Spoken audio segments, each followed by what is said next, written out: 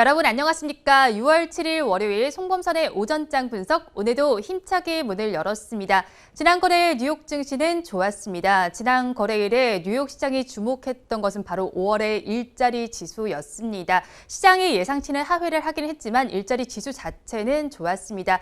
하지만 시장의 예상치를 하회했던 덕분인지 테이퍼링에 대한 우려감이 조금은 줄어든 상황이었습니다. 그러면서 나스닥 지수의 상승률이 가장 눈에 띄었는데요. 3대 지수의 마감 상황을 먼저 짚어보도록 하겠습니다. 화면을 통해서 보겠습니다. 3대 지수는 모두 상승으로 마감을 했습니다.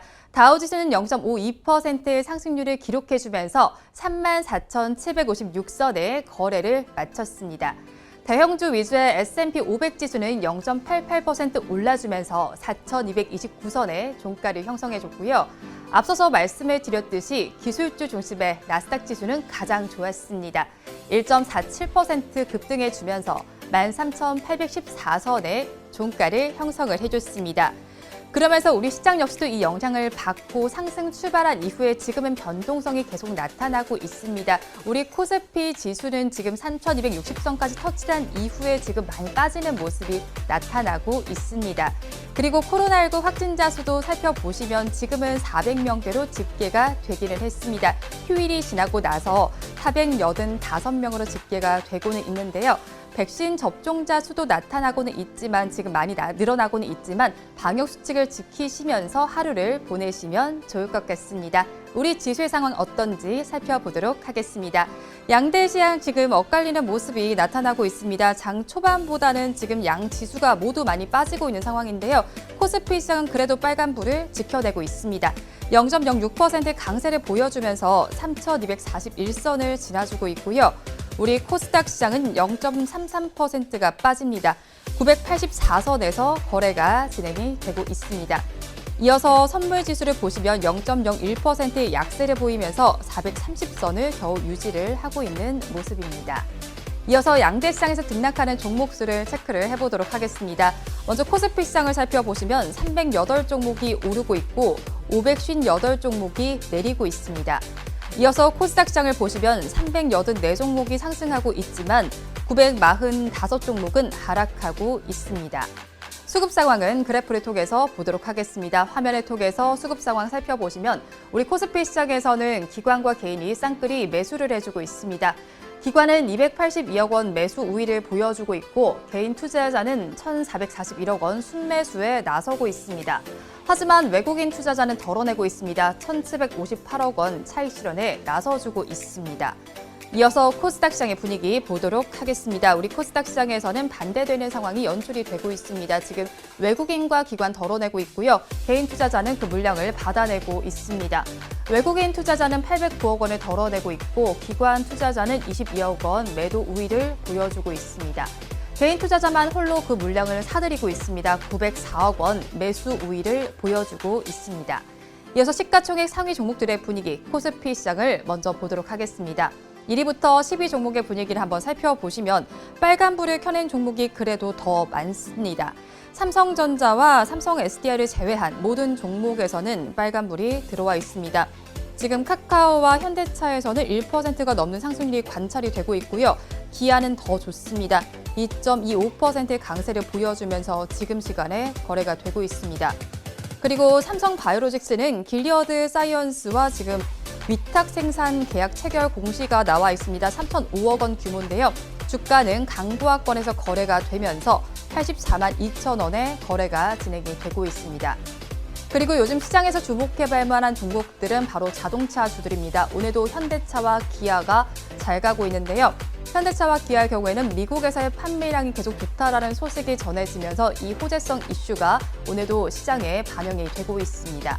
현대차의 주가를 먼저 살펴보시면 1%대 급등 양상을 펼쳐주고 있습니다. 24만 4천 원에 지금 시간에 거래가 되고 있고요. 기아도 좋습니다. 2.25%의 급등 양상을 펼쳐주면서 지금 시총 10위까지 올라가 있습니다. 셀트리온 위에 지금 자리에 있는 모습이 나타나고 있습니다. 이어서 원전과 관련해서 두산중공업이 오늘 잘 가고 있습니다. 한미 정상회담에서 양국이 원전 사업에 협력을 하기로 했습니다. 그러면서 지금 두산중공업의 주가가 최근 들어서 계속 가파르게 오르고 있는데요. 오늘 52주 신고가도 터치한 이후에 거래가 되고 있습니다. 거기에 오늘은 해상풍력단지 기자재 공급 소식도 전해지고 있는데요. 지금 시간에는 16에서 17%대 급등 양상을 펼쳐주면서 장대 양봉을 형성을 해주고 있습니다. 주가는 3만 원 조금 아래에서 거래가 되고 있습니다. 또 원전과 관련해서 우진도 지금 잘 가고 있습니다. 우진의 주가 상황을 살펴보시면 더 좋은 급등 양상이 펼쳐지고 있습니다. 22에서 23%대 급등 양상을 펼쳐주면서 빨간불을 켜주고 있는데요. 이 차세대 소형 원자로 장비 개발에 박차를 가한다는 소식이 전해지면서 주가는 1150원 선에서 거래가 진행이 되고 있습니다. 이어서 최근에 또 잘 가고 있는 종목 중에 하나가 대한전설입니다. 코스피 200에 편입된다라는 소식이 전해지면서 급등 양상이 10거래일째 이어지고 있는 종목입니다. 지금 급등 양상을 봤을 때 19%에 가까운 빨간불을 켜주면서 거래가 진행이 되고 있습니다. 이어서 코스닥 시장을 살펴보도록 하겠습니다. 우리 코스닥 시장은 시총 10개 종목 내에서 분위기가 시초보다 지금 좋지는 못한 상황이 펼쳐지고 있습니다. 지금 빨간불을 켜낸 종목은 에코프로비엠과 펄어비스, 알테오젠이 유일하고요. 나머지 종목들은 힘을 내지 못하고 있습니다. 파란불을 켜내고 있고 지금 엇갈린 모습이 펼쳐지고 있습니다. 역시나 우리 코스닥 시장에서도 원전과 관련된 우리 기술이 주목을 좀 받고 있습니다. 우리 기술의 주가 상황을 먼저 보도록 하겠습니다. 가격 제한폭까지 가득 올라가 있습니다. 2,325원에 지금 거래가 되고 있습니다. 우리 기술 역시도 원전 관련주로 꼽히고 있는데요. 빌 게이츠와 버핏이 차세대 소형 원자력 발전소 건설에 함께 나선다는 소식이 전해지면서 관련주로 꼽히고 있습니다. 이어서 셀리드를 마지막으로 살펴보도록 하겠습니다. 셀리드 지금 3%대 강세를 보여주면서 91,300원에 거래가 진행이 되고 있습니다. 자궁 경부암 백신의 임상 2A상 시험 결과를 아스코에서 발표를 했습니다. 이 소식이 전해지면서 주가가 빨간불을 켜주고 있습니다. 이어서 업종별로는 어떤 움직임을 보이고 있는지 코스피 시장에 상승하는 업종을 먼저 체크를 해보도록 하겠습니다. 순위별로 하나씩 보도록 하겠습니다. 오늘 기기업종이 굉장히 강한 모습을 보여주고 있습니다. 4.07%, 17%의 강세를 보여주고 있고요. 그 뒤를 이어서 전기가스업도 2%가 넘는 급등 양상을 펼쳐주고 있습니다. 의료 정밀 업종과 운수 장비, 건설 업종도 빨간불을 켜주고 있습니다. 반면에 하락하는 업종들도 보도록 하겠습니다. 운수창고 업종이 급락 양상을 펼치고 있습니다. 2.67%의 하락률을 기록을 해주고 있고요. 그 뒤를 이어서 철강 및 금속과 종이 목재, 보험, 음식료품도 전거래보다는 힘을 내지 못하고 있습니다. 이어서 코스닥 시장 보도록 하겠습니다. 코스닥 시장에서 상승하는 업종들을 먼저 보도록 하겠습니다. 우리 코스닥 시장에서는 운송업종이 가장 힘을 내주고 있습니다. 그 뒤를 이어서 건설업종과 금속, 그리고 기계장비, 인터넷 업종이 전거래보다는 잘 가고 있습니다. 반면에 하락하고 있는 업종들도 짚어보도록 하겠습니다. 우리 코스닥 시장에서 하락하고 있는 업종들을 살펴보시면 통신 장비와 유통, 기타 제조, 비금속, 금융업종에서 1%가 넘는 하락률이 관찰이 되고 있습니다. 이 시간 외국인들은 어떤 수급 상황을 보이고 있는지 상위 3개 종목을 중심으로 체크를 해보도록 하겠습니다. 외국인들은 지금 시간을 기준으로 기아와 LG화학, 만도는 순매수를 해주고 있는데요. 반면에 삼성전자와 HMM, 현대로템은 순매도에 나서고 있습니다. 지금까지 시황은 저와 함께 보셨고요. 자세한 분석은 전문가님 모시고 해보도록 하겠습니다.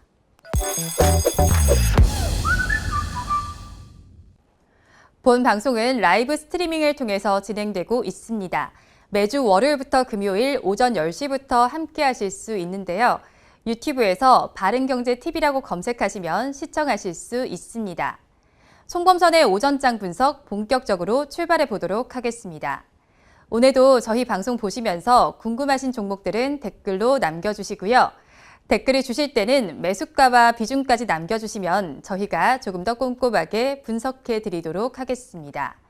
그리고 공개적으로 댓글 남기기 부담스러운 분들께서는 위에 나오는 번호로 성함만 보내주시면 좋겠습니다. 그러면 오늘도 오전장을 분석해 주실 송범선 수석 전문가님 모셔보도록 하겠습니다. 전문가님 안녕하세요. 안녕하세요. 네, 전문가님 주말에 뭐 하셨어요? 주말에 뭐 커피도 마시고 맛있는 치킨도 막 먹고 좋으셨겠어요. 너무 맛있는 것도 먹고 또 네. 잠도 많이 자고 꿈도 많이 꾸고 그렇게 왔습니다. 무슨 꿈 꾸셨어요?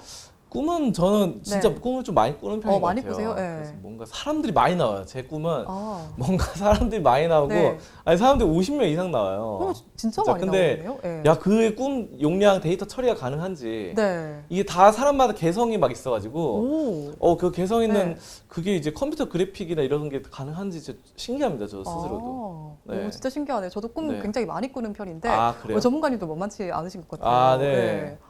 진짜 신기하네요. 네. 근데 꿈 얘기를 저희가 해봤는데 오늘은 이제 꿈과 관련됐다고 해야 될까요? 이제 좀 약간 인터넷과 관련된 기업들 얘기를 좀 해봐야 될 것 같습니다. 카카오와 네이버 얘기를 좀 해봐야 될 것 같은데 이 카카오와 네이버가 시중 은행들과 이제 접근을 하고 있어요. 그런데 이 접근 방식이 두 기업이 좀 다른 것 같은데 어떻게 보고 계신가요, 전문가님? 네, 이런 접근 방식, 뭐 네이버와 카카오 우리나라를 양대 산맥이라고 볼 수 있죠. 뭐 인터넷 쪽으로는.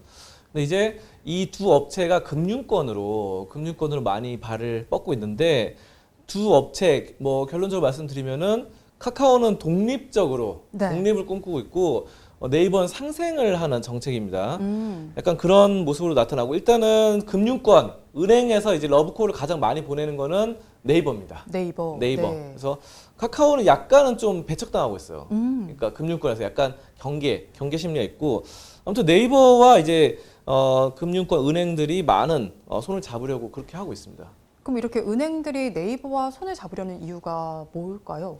일단 네이버가 가진 뭐 인공지능, AI 같은 경우죠. AI 뭐 클라우드 기술, 방대한 데이터량을 처리할 수 있는 그런 데이터 처리 능력, 뭐 빅데이터 이런 것들, 네이버 플랫폼을 보유한 이런 빅데이터를 활용한 AI 이런 것들이 가장 또 네이버의 강점이기 때문에 그렇게 보실 수 있겠죠. 하지만 카카오도 그에 못지가 않거든요, 사실은. 뭐 AI 같은 경우도 카카오 AI, 뭐 이렇게 음성 인식 기술이라던가, 뭐 헤이 카카오 해서 뭐 이렇게 오디오 있잖아요. 음성 오디오로 카카오에서 뭐 날씨가 어때? 뭐 이런 식으로 날씨를 물어볼 수도 있고, 또 뭐 코로나 확진자 감염수 얼마 이런 식으로 그거 있잖아요. 그렇죠. 헤이 카카오 그 기기도 있고, 아무튼 카카오도 인공지능이 굉장히 발달돼 있어요. 현재 상황에서. 근데 클라우드도 카카오가 이제 카카오 클라우드 하고 뭐 빅데이터 같은 경우도 워낙에 카카오톡을 사용하는 우리나라 이 사람들이 많기 때문에 카카오톡을 대부분 사용하잖아요.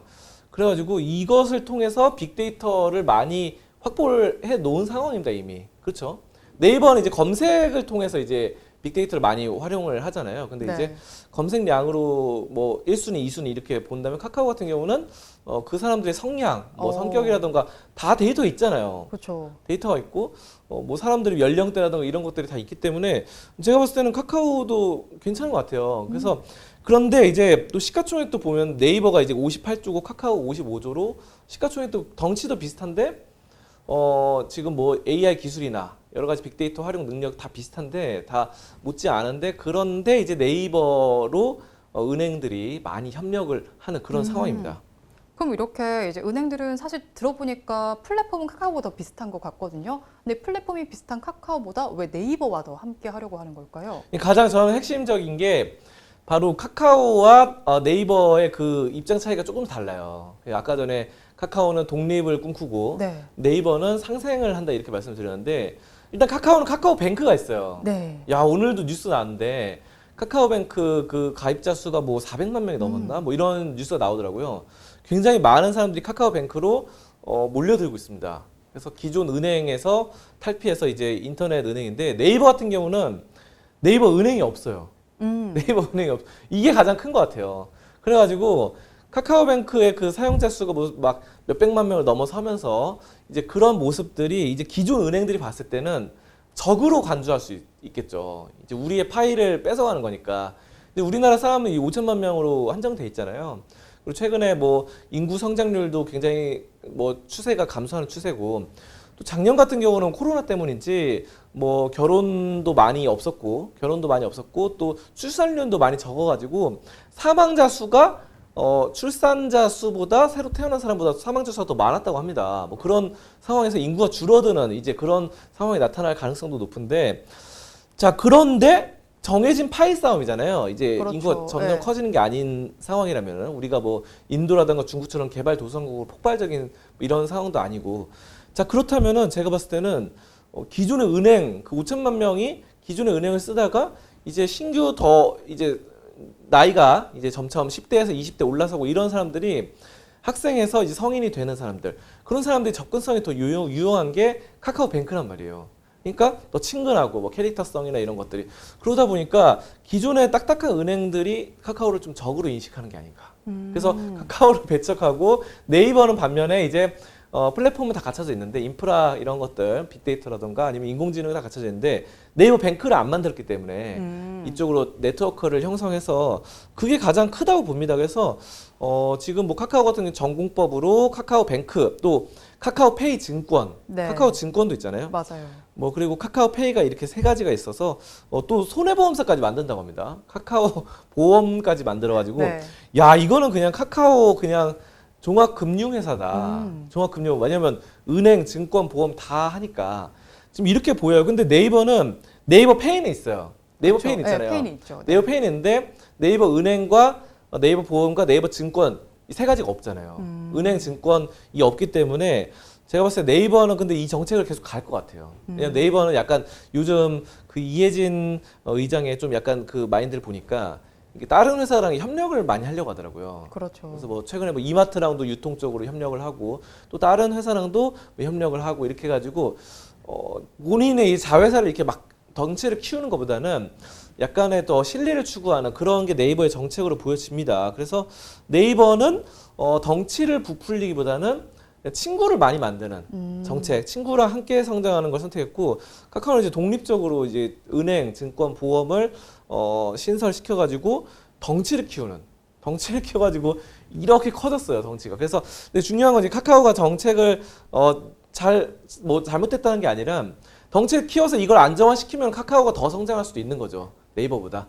그래서 친구가 많은 게 맞는 건지 아니면은 독립적으로 덩치를 키워서 근육을 키우는 휘트니스 클럽을 다니는 것 같아요, 카카오가. 그래가지고 근육을 키우고 있는데, 자, 아무튼 뭐 이런 것들은 차후에 봐야 될 것 같고, 뭐 둘 다 정책이 나쁘지 않습니다. 둘 다 또 각자의 또 정책이 있는 거고, 또 각자의 이런 방향성으로 또 너무 같으면 이게 또 겹쳐지면은 서로 또 파이싸움으로 뺏어 먹을 수 있잖아요. 그러니까 약간의 다른 길로 가면서 서로 이 생태계를 유지하는 이런 게 좋은 것 같아요. 그래서 보시면은 우리가 인간이 사실상 최고의 먹이사슬 최정점이잖아요. 네. 그럼에도 불구하고 다른 동물들이 또 살아 있잖아요. 그렇죠. 뭐 개미도 살아 있고, 호랑이도 살아 있고, 뭐 코끼리도 살아 있고, 인간들이 다 잡아먹고 그런 게 아니잖아요. 다 멸종시키고 이런 게 아니기 때문에 또 각자의 길을 걸으면서 이 생태계가 어느 정도의 이 먹이사슬이나 여러 개 같이 성장하는 이런 게 좋은 것 같아요. 그래서 난 너무 카카오와 네이버 너무 둘이 싸울 필요는 없다. 각자의 금융 정책으로 각자 잘 성장하면은 또 이것도 우리나라 큰 인터넷과 은행 이런 것의 틀에서 봤을 때는 괜찮은 정책이다. 저는 이렇게 판단하고 있습니다. 네, 네이버와 카카오가 시중은행과 접근하는 방식이 좀 다른 것으로 보입니다. 네이버는 상생을, 카카오도 독립을 택한 것으로 보이니까요. 한번 참고하시면 좋을 것 같습니다. 이어서 다음 주제는 화면으로 보겠습니다. 이번 주제를 보도록 하겠습니다. 지난해 경제는 코로나19가 휩쓸고 지나갔다고 봐야 할 것 같은데요. 그러면서 우리나라 기업의 평균 매출이 3% 넘게 감소한 걸로 알고 있습니다. 이 수치가 어느 정도인가요, 전문가님? 굉장히 많이 감소를 했죠. 3% 이상 감소해서 3.2% 감소를 했는데 네. 지금 이게 2013년부터 이 통계를 매겼다고 합니다. 이 통계를. 그러니까 그 전까지는 통계 데이터가 없는 상황이고, 근데 이제 2013년 이후로 최대 감소폭이에요. 엄청나게 크게 좀 하락을 했다. 그러니까 확실히 코로나의 직격탄을 맞았다 이렇게 보실 수 있겠고요. 대기업 같은 경우는 뭐 4.3% 줄어서 엄청나게 많이 하락을 했습니다. 자, 그리고 좀비 기업 같은 경우는 이제 이자를 갚지 못하는 기업으로 볼 수 있는데, 네. 그러니까 우리가 이제 좀비 영화, 네. 좀비 만화 이런 거 보신 적 있으시죠? 네, 있어요. 그러니까 인간이 이렇게 살아 있다가 네. 사실 죽은 거죠. 죽었다가 다시 일어나서 죽어있는 시체가 돌아다닌다. 이런 게 좀비인데, 거의 그 기업이 거의 좀비처럼 거의 죽은 거랑 마찬가지인데, 죽은 좀비처럼 죽어 있는 거나 마찬가지인데 이거를 폐업을 못 하는 거예요.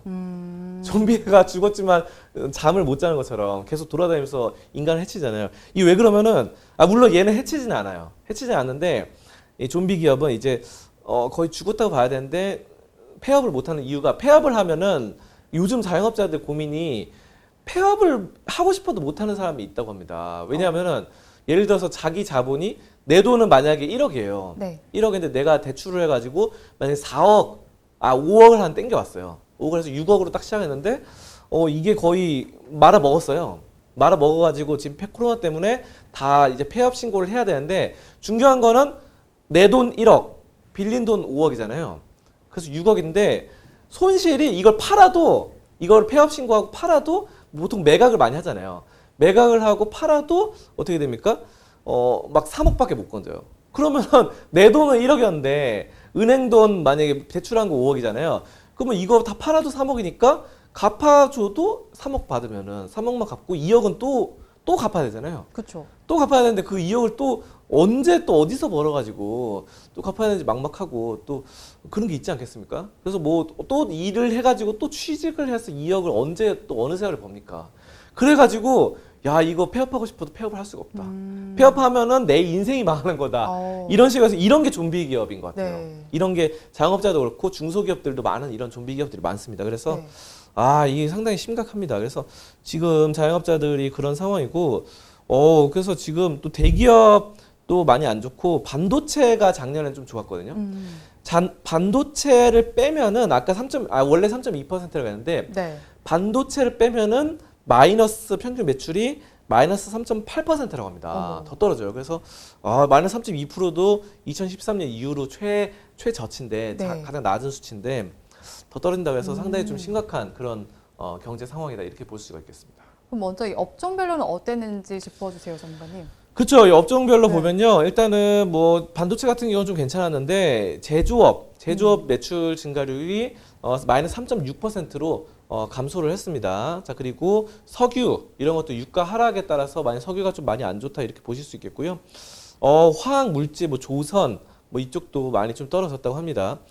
자, 그래서 비제조업 아까 제조업 같은 경우는 3.6% 마이너스고 비제조업은 마이너스 2.6%.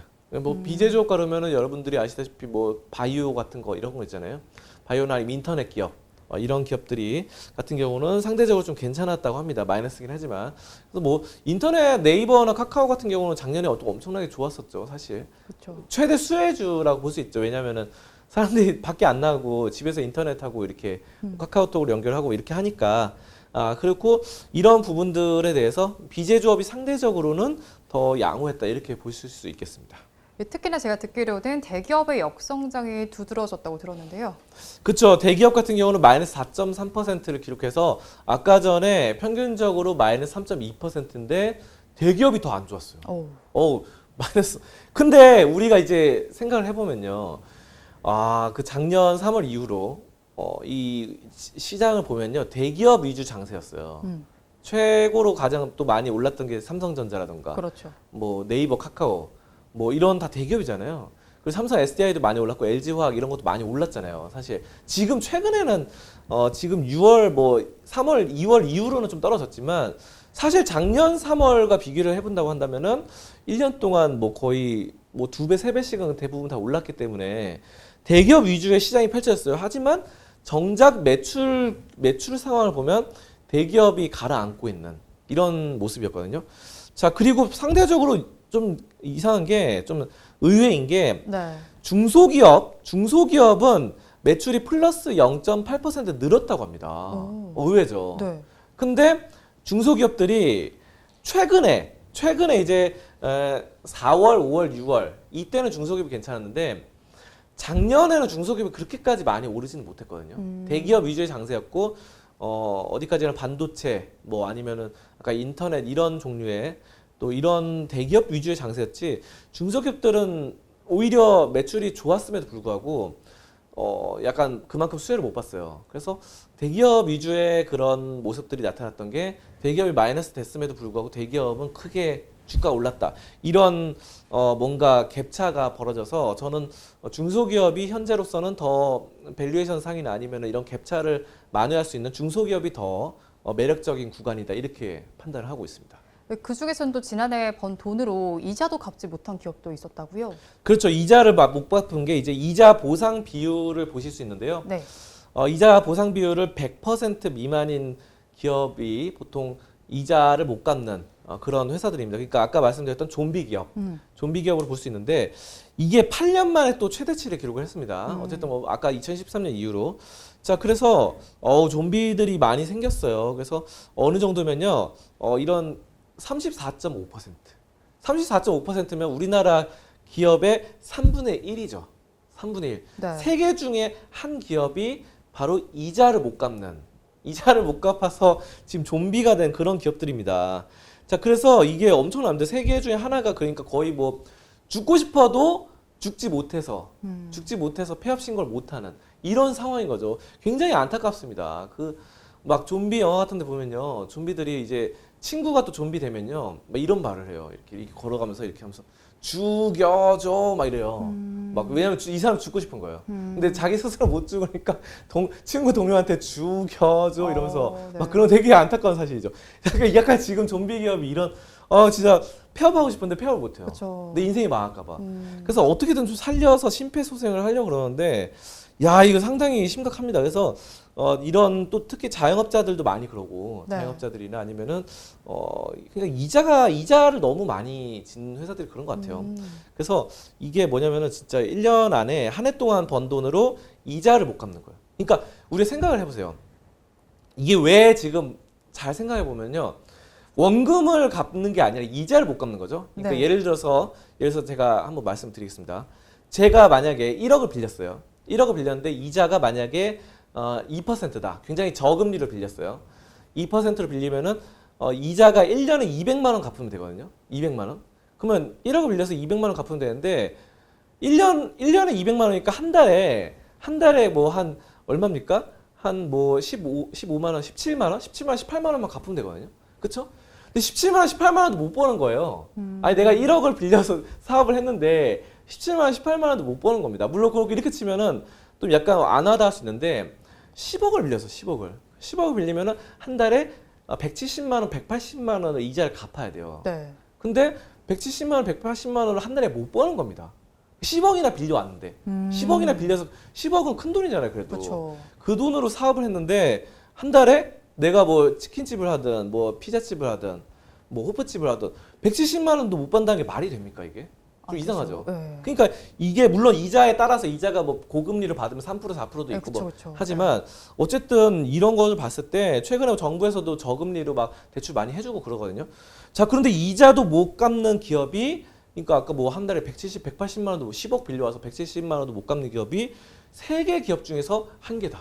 이건 진짜로 상당히 큰 좀 문제죠. 네. 심각한 상황이다. 경기가 네. 상당히 좀비 기업이 돼버리는 게. 그래서 아무튼 이 경기가 좀 그래도 지금 근데 지금 또 코로나 보니까 뭐 주말 동안 좀 줄었긴 했지만 네. 저번 주 금요일 목요일 보니까 뭐 700명 또 이렇더라고요. 그러니까요, 맞아요. 백신 접종률이 점점 늘어남에도 불구하고 또 자녀 백신 이런 것도 맞고 그럼에도 불구하고 700명 저번 주 금요일 목요일까지만 봐도 700명. 이거는 코로나 이런 상황들이 계속해서 지속될 수도 있겠다. 저는 우리나라에 한해서는 지금 뭐 다른 나라 이스라엘 같은 경우 실내에서도 뭐 마스크를 벗는다 뭐 이런 말들이 있는데 더 우리나라에 한해서는 좀 지속될 가능성도 있지 않겠나 이런 생각이 들어서 저는 지금 이런 코로나로 힘든 그런 것들이 좀 지속될 가능성도 어느 정도 있다. 저는 종합적으로 이렇게 보고 있고 결국 주식으로 좀 연관시켜 보면요.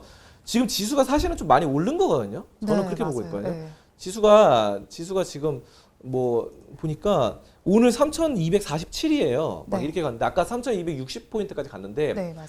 우리나라 역사적인 지수 고점이 코스피로 봤을 때 3,266입니다. 근데 오늘 3,260포인트를 아까 넘어섰어요, 장중에. 네. 그렇다면은 거의 역사적인 고점까지 도달을 한 겁니다. 물론 여러분들이 체감이 안 되실 수 있어요. 그거는 이제 왜 체감이 안 되냐? 여러분들이 그 삼성전자 아니면은 삼성 SDI 이런 기업들, 셀트리온 이런 기업들 위주로 했을 경우는 굉장히 좀 힘드실 거예요. 근데 종합적으로 지수를 봤을 때는 그러니까 평균적인 밸런스, 그러니까 뭐 중소기업도 올라가고 뭐 이런 것도 봤을 때는 거의 뭐 3,266 역사적인 최고점에 거의 도달한 상황이기 때문에 저는 이렇게 좀 자영업이나 여러 가지 경기가 힘든 상황 속에서 이 지수를 우리가 지금 계속해서 버틸 수 있을까 이런 의구심이 들어요. 그래서 저는 여러분들이 좀 포트폴리오 관리를 하면서 비중을 너무 많이 늘리지 마시고 또 너무 무리하게 돈을 빌려서 주식 투자를 한다거나 이런 것들은 좀 자제를 하셨으면 좋겠습니다. 네, 코로나19의 영향으로 인해서 우리나라 기업의 평균 매출이 지난해 3% 넘게 감소를 했습니다. 그중에서는 이자도 갚지 못하는 기업들도 있었는데요. 좀비 기업이라는 단어로 이제 표현을 해주셨습니다. 어떤 상황인지 한번 참고해 보시면 좋을 것 같습니다. 주제는 여기서 마무리해 보도록 하고요. 이어서 여러분들께서 기다리고 계시는 송범선의 종목 분석 시간입니다. 오늘도 여러분들께서 달아주신 댓글 중에서 한 종목을 선정했습니다. 오늘 알아볼 종목은 농심입니다. 농심은 박수키님께서 댓글을 주셨습니다. 농심 궁금합니다. 36층하고 눈물 표시를 해주셨어요. 지금 농심 오늘 30만 4,500원에 시작해서 30만 3,000원에 거래가 되고 있습니다. 한마디로 얘기해 주세요. 네, 상속 마치고 올라갈 일만. 상속 마치고 올라갈 일만. 네. 이게 무슨 말이냐면요. 네. 상속을 했어요, 지금. 네. 이제 농심의 라면 왕이라고 불리셨던 진짜 라면 왕이죠. 라면 황제셨는데 신춘호 회장님이 타계를 하셨습니다. 지난 3월에. 그러니까 3개월 전에 이제 돌아가셨는데 거의 라면 왕이셨어요. 근데 이제 이분이 돌아가시면서 지분을 자녀들에게 상속이 됐습니다. 그래서 지금 보면요. 신춘호 회장의 농심 지분 35만 주가 분배가 됐어요. 4명에게. 자녀들 4명에 분배돼서 뭐 농심의 장남, 상렬 씨, 신상렬 씨와 뭐 이렇게 해가지고 신현주 씨 뭐 다 해가지고 다 이렇게 분배를 했습니다. 근데 저는 이거가 지금 여기서 상속 마치 올라갈 일만 그랬잖아요. 이거를 주식을 잘 모르시는 분들은 잘 모를 수 있겠지만 저는 굉장한 이 호재라고 생각을 해요. 왜냐? 이 주가가 상속하기 전에는 주가를 일부러 막 누르는 경우가 있어요. 경영진 측에서. 물론 그렇게 아는 기업들도 많겠지만 대부분의 이제 주식을 보면요. 이렇게 왜냐하면 이게 상속을 할 때는 상속세가 있잖아요. 증여세, 상속세가 있는데 주가가 이제 증여 상속하는 시점에 주가 대비 몇 퍼센트를 내는 거거든요. 그러면 주가가 높으면은 세금을 더 많이 내야 되잖아요. 그렇죠. 그럼 차라리 주가가 좀 떨어져 있는 상태에서는 상속할 때 세금을 조금 내기 때문에 뭐 약간은 제가 보니까 진짜로 기업의 오너분들은 주가가 올라가는 걸 별로 안 좋아하더라고요. 이상하게 우리 투자자랑 좀 달라요, 마인드가. 주가가 올라봤자 안 좋아해요. 물론 가끔씩 이제 주가 조작하셔서 해서 막 이렇게 하는 사람들도 있긴 하지만 대부분의 이제 우량한 기업들 이런 회사들은 주가가 올라가는 거 안 좋아해요. 일부러 막 떨어뜨리는 그런 회사들도 있습니다, 심지어. 그래가지고 그냥 세금 많이 안 내기 위해서 어떻게 보면 절세 효과를 볼 수 있는 거죠. 근데 이제 이거는 지금 상속이 다 끝났잖아요. 상속이 다 끝났고 여기서 이제 더 지배구조 변화가 없을 것으로 전망되거든요. 여기서 이제 그 자녀들이 이제는 더 이상 뭐 물려준다거나 뭐 율촌화학이라던가 율촌화학 같은 경우는 이제 농심 그 라면 만드는 봉지 만드는 회사 봉지 있잖아요, 라면 봉지. 그것도 지금 다 상속이 됐어요. 자, 그래서 농심홀딩스, 농심, 율촌화학 이 세 개가 이제 지분 상속이 다 끝난 상황이라서 더 이상 이제 이분들이 지금 이제 막 받은 따끈따끈한 주식들이잖아요. 이제 받으면 올라가길 원하죠.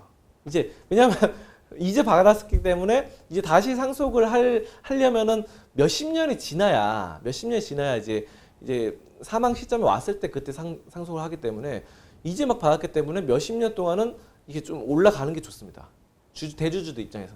그렇기 때문에 이제는 좀 올라가지 않을까 저는 그렇게 생각해요. 그래서 이런 심리적인 거, 그러니까 여러분들이 주식을 볼 때 그 최대 주주랑 대주주의 입장을 본다면 그냥 내 입장을 보면 무조건 올라가는 게 좋겠지만 이 사람들은 도대체 세금상에서 어떻게 생각? 이것까지 판단을 하시면서 주식을 하셔야 돼요. 왜냐하면은 우리 생각하고 이분들 생각은 완전 달라요. 네. 이분들 어차피 장기 투자예요. 네, 그렇죠. 생각해 보세요. 네. 그 이건희 전 회장은 삼성전자 주식을 단 한 주도 판 적 없어요. 살아생전에. 이건희 전 회장도 이병철 전 회장으로부터 물려받았잖아요. 그렇죠. 물려받고 단 한 주도 안 팔았어요. 수십 년 동안. 그러고 돌아가셨잖아요. 팔 생각이 없어요. 대부분의 오너들은. 그러면 주가가 상속하기 전에는 주가가 떨어지는 게 오히려 낫습니다. 어차피 안 팔 거니까. 팔게 되면 시세 차익을 하는 오너들 같은 경우, 그러니까 예를 들어서 뭐 새로운 뭐 투자 회사가 샀다. 네. 그러면 펀드가 샀다. 뭐 이런 거 있잖아요. 합자 회사, 투자 합자 회사 뭐 이런 투자 조합이라던가 이런 게 막 예를 들어서 최근에 뭐 맘스터치라던가 네. 맘스터치는 뭐 투자 회사가 막 사들여 이렇게 한 그런 회사 같은 경우는 또 팔고 나갈 수 있거든요. 시세 차익을 노리는 그런 대주주의 성격인지 아니면은 이 오너가 상속을 해서 그냥 평생 가져갈 성격인지 딱 보면 알아요. 이런 농심이나 이런 대기업은 그냥 평생 가져간 겁니다. 최근에 이런 상황을 완전히 탈바꿈한 게 남양유업이죠. 남양유업은 진짜 50년 이런 전통의 그런 기업인데 그냥 팔아버렸잖아요. 네. 근데 이 남양유업 같은 사례는 거의 없다고 봐야 돼요. 그냥 만약에 남양유업 브랜드 가치가 그냥 괜찮게 흘러왔다라고 한다면은 안 팔았을 겁니다. 그렇죠. 분명히 그냥 상속해주고 증여하고 이렇게 흘러갔을 텐데, 그러니까 대부분의 여러분들이 알아두셔야 되는 거는 이런 우리가 전통적으로 알고 있는 농심이라던가 뭐 이런 회사는 오리온, 오뚜기 뭐 이런 회사는 절대 안 팔아요. 그 주주들이 안 팔기 때문에 그냥 상속세를 항상 우리가 주식할 때는 염두에 두면서 생각한다면은 상속세를 다 내고 상속을 마쳤을 때 그때 이후로 주가가 올라갈 수 있다. 이것만 생각하신다면은 주식 뭐 크게 뭐 깊게 생각하시도 안 하셔도 되고, 사실 뭐 농심 뭐 뉴스 볼 필요도 없어요. 농심 뭐 맨날 뭐 농심 신라면 잘 팔리니 뭐 이런 거 농심 새우깡이 잘 팔리니 봐서 뭐 합니까 이거. 솔직히 아무 상관없어요. 언제 베스트셀러고 스테디셀러인 거 누구나 다 알 겁니다. 그게 판매량이 조금 늘었니 줄었니 이건 아무 상관없어요. 거의 상관없다고 봅니다 저는. 그래서 또 최근에 뭐 원자재 가격도 오르긴 했는데 미소맥 선물 가격, 그러니까 그 밀가루 가격이 올랐잖아요. 이런 것도 농심한테 호재죠. 근데 뭐 이런 거는 원래 인플레이션은 항상 일어나는 거기 때문에 이거 뭐 새로운 이슈도 아니고, 네. 사실 뭐 인플레이션에 따라서 라면이나 이런 거 다 밀가루로 이루어졌으니까 이거 당연한 겁니다. 인플레이션 물가 상승하면은 다 올라가는 게 당연한 거예요.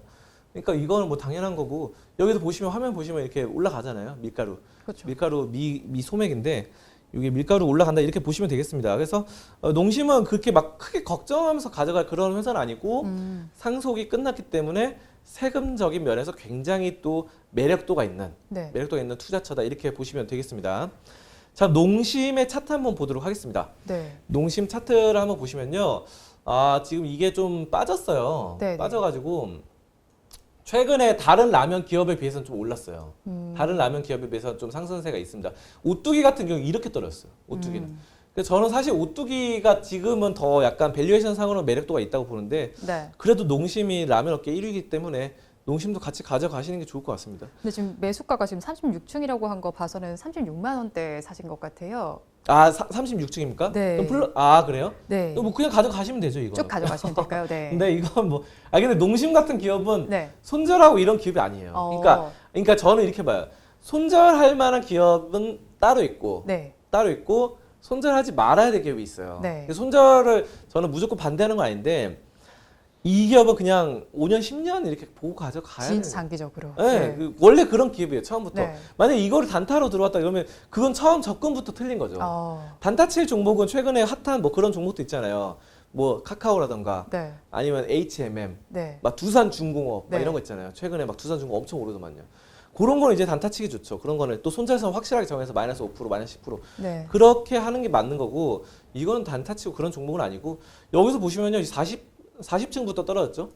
40만 원대부터 떨어졌고, 예전에 보면요, 2016년에 54만 원이었어요. 그러니까 아까 사신 분이 36만 원이라고 하셨는데, 이거 54만 원을 비교해 보면 싸게 산 겁니다. 어떻게 보면. 그러네요. 싸게 산 건 지금 어쨌든 손실이긴 한데, 어쨌든 다시 올라가요. 이거 54만 원 나중에 보면 대부분 다 그래요. 그리고 지금 뭐 농심홀딩스 같은 경우 좀 올랐는데, 농심홀딩스도 항상 같이 보시는 게 좋습니다. 어쨌든 이게 지주회사이기 때문에 같이 움직이고, 농심홀딩스는 많이 올랐는데 최근에 농심은 별로 안 올랐거든요. 그래서 농심홀딩스보다 농심이 더 나은 것 같아요. 농심홀딩스보다 농심이 낫고, 그 자회사 율촌화학 이거는 이제 라면 포장지, 신라면 포장지 만드는 회사입니다. 어쨌든 포장지는 꾸준하게 있는 회사니까 약간 현대그룹에 현대차가 있으면 현대모비스가 있죠. 현대모비스 같은 기업이에요. 부품회사. 라면 포장지 만들어내. 이것도 빠졌는데 이것도 괜찮아요. 율촌화학. 저는 율촌화학하고 농심 이렇게 같이 가져가시는 것도 괜찮은 것 같고, 아무튼 농심은 손절하고 뭐 그렇게 하시지 마시고 비중이 너무 크지 않다면 계속 가져가는 거를 권장을 드리도록 하겠습니다. 네, 농심 같은 경우 상속과 관련해서 세금 문제도 지금 해결이 된 상황이니까요. 지금 한번 좀 장기적인 관점으로 가져가 보시면 좋을 것으로 예상이 됩니다. 종목 분석은 여기서 마무리해 보도록 하고요. 이어서 전문가님의 관심 종목을 체크해보는 송범선의 시선 시간입니다. 오늘 전문가님의 레이더망에는 어떤 종목이 걸려 있었을까요? 전문가님, 오늘은 어떤 종목 가지고 오셨나요? 오늘은 삼성 SDS입니다. 삼성 SDS. 네. 네, 근데 삼성 SDS의 이제 본 사업보다 네. 오늘은 본 사업은 잘 되고 있어요. 삼성그룹의 SDS 잘 되고 있는데 신사업을 좀 말씀드릴게요. 신사업. 네. 본 사업이라 그러면은 뭐 클라우드라든가 IT 뭐 아니면은 뭐 반도체 아니면 뭐 인공지능 이런 걸 하고 있어요. 굉장히 혁신적인 기업입니다. 인공지능, 뭐 클라우드, 빅데이터 이런 걸 하는 게 SDS인데 이거는 원래 잘 되고 있으니까 또 오늘 예전에도 많이 말씀드렸고 제가 오늘 또 말씀드리긴 그렇고 신사업 바로 CBDC 사업입니다. CBDC. 네. CBDC 같은 경우는 그러니까 뭐냐면요. 이 비트코인이라고 보면 돼요. 네. 비트코인. 근데 얘네가 그렇다고 삼성 SDS가 뭐 일론 머스크처럼 비트코인을 산다는 건 아닙니다. 산다는 게 아니라 비트코인을 만든다는 거예요. 만든다는 거. 새로운 비트코인을. 그러니까 근데 이거를 지금 굉장히 저는 좋다고 보는 게 비트코인을 만드는데 정부에서 만들어요. 정부에서. 정부 이제 그 분산 원장 기술 블록체인 기술을 사용해서 그게 이제 분산 원장 기술의 핵심 이 기술인데 비트코인에. 근데 그거를 정부에서 만들어 가지고 우리가 만들면 되지. 우리가 이제 만들면 된다. 그래가지고 여기 이제 정부가 만들려면 한국은행이 만드는데 한국은행이 이제 기존에 원화 화폐 발행하잖아요. 그것처럼 이제 CBDC 전자화폐를 만드는데 이게 지금 기술이 없잖아요. 한국은행은 이제 은행 금융권이니까. 그렇죠. 그래서 사업자를 선정을 해야 돼요. 이제 우리랑 같이 손잡고 같이 합시다. 여기에 바로 삼성 SDS가 굉장히 유력합니다. 삼성 SDS 아까 말했던 인공지능이라든가 빅데이터 이런 신성장 기술들 기존에 갖고 있던 그 기술들이 상당히 되기 때문에 저는 이게 상당히 좀 가능성이 있다고 생각을 해요. 그래서 제안 요청서도 됐고 유력한 후보로 구상을 하고 있고 야 근데 이거 지금 생각을 해보시면 아실 것 같은데 이게 뭐 여러 가지 뭐 사업들이 비트코인이 이렇게 지금 있잖아요. 근데 이제 정부에서 만약 비트코인을 똑같은 기술을 만들면은 이제 똑같은 기술 해서 해킹을 안 당하는 그런 기술, 분산 원장 기술을 이용하면은 이 비트코인이 약간 입지가 많이 좀 줄어들지 않을까. 저는 뭐 그렇게 보고 있거든요. 근데 삼성 SDS는 그만큼 또 입지가 더 커질 수 있는 거죠. 저는 그래서 삼성 SDS가 진짜 이 시대 흐름을 읽고 있다.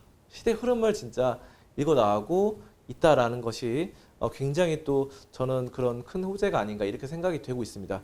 자, 삼성 SDS 뭐 차트 한번 보도록 하겠습니다. 네. 차트 보시면요, 이게 지금 많이 떨어졌어요. 가격도 괜찮습니다. 지금 매수할 만한 이때 229,500원에서 떨어져서 지금 약간 고개를 들고 있습니다. 약간 상방으로. 그래서 지금 어느 정도 이제 골든 크로스가 나오는 시점이고 121선 빼고는 61선까지도 또 21선, 61선 둘 다 골든 크로스 나오고 있는 상황이기 때문에 이제 조만간 이제 121선도 뚫고 올라갈 것 같아요. 그래서 제가 봐서 삼성 SDS는 상당히 또 그런 비트코인 이런 CBDC 정부에서 발행하는 암호화폐 이런 기술과 인공지능 뭐 여러 가지 기술들 합해가지고 정말 신성장 사업으로 유력하지 않을까 이렇게 보고 있습니다. 네, 삼성 SDS 같은 경우에는 신사업을 좀 지켜보시면 좋을 것 같습니다. 디지털 화폐와 관련해서 좀 주목해 보시면 좋을 것 같고요. 그리고 차트를 봤을 때도 골든 크로스가 나오는 구간이니까요. 한번 주목해 보시면 좋을 것 같습니다. 오늘 말씀은 여기까지 듣도록 하겠습니다. 고맙습니다. 고맙습니다. 오늘도 저희 방송 보시면서 궁금하신 종목들은 댓글로 남겨주시고요. 댓글을 주실 때는 매수가와 비중까지 남겨주시면 저희가 조금 더 꼼꼼하게 분석해 드리도록 하겠습니다. 그리고 공개적으로 댓글 남기기 부담스러운 분들께서는 위에 나오는 번호로 성함만 보내주시면 좋겠습니다. 우리 양대 시장은 여전히 엇갈린 양상을 펼치고 있습니다. 코스피 시장에서는 빨간불이 또 코스닥 시장에는 파란불이 들어와 있는데요.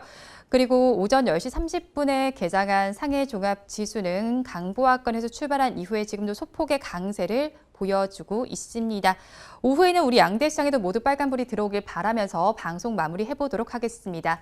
저는 오후에 응답하라 마감 시황에서 다시 찾아뵙도록 하겠습니다. 오늘도 함께해 주신 여러분 고맙습니다.